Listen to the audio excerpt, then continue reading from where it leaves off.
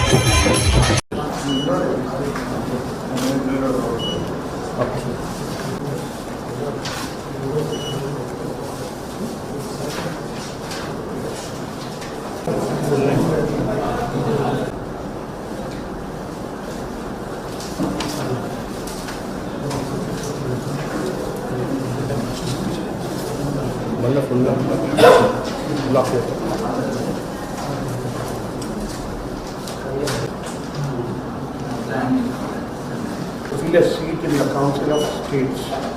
House of People, who swear in the name of the God, solemnly affirm that I will bear true faith and allegiance to the Constitution of India as by law established, and that I will uphold the sovereignty and integrity of India. Beloved ones, thank you.